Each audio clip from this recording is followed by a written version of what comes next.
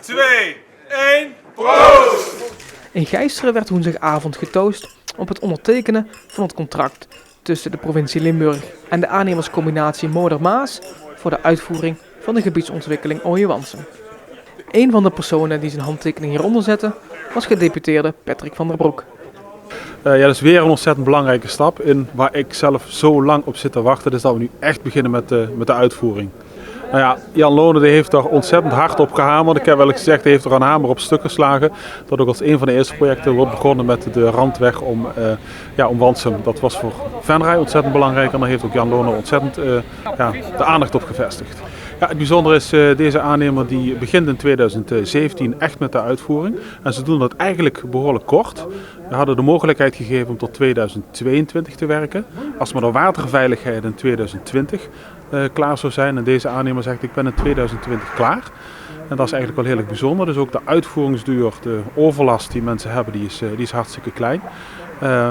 En hij gaat gewoon werk met werk maken. De grond die gegraven wordt ook weer in het gebied verwerkt. Dus hij houdt heel erg rekening met de overlast die mogelijk zou kunnen ontstaan.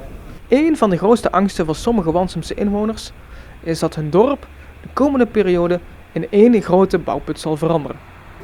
Nou ja, daarom dat ik ook tegen iedereen zeg van kom naar die informatieavond, want dan zie je het zelf ook. En eigenlijk één voorbeeld, we gaan in Wansum een compleet nieuwe brug bouwen. Dat wordt echt een fantastische brug, heel mooi ontworpen en ook een uitkijkpunt op die brug zelf.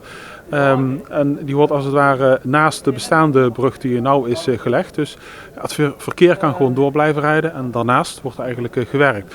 En dat is eigenlijk ook de rode draad van deze aannemer. Dat de winkel blijft gewoon open, mensen kunnen gewoon blijven fietsen. Geen omleidingsroute voor fietsen of voor auto's of zo. Mensen kunnen gewoon blijven doen wat ze nou doen. En als er getransporteerd moet worden, gaat het altijd over de weg. Dus met een tijdelijke brug in plaats van dat je kruisend verkeer krijgt of wegomleidingen.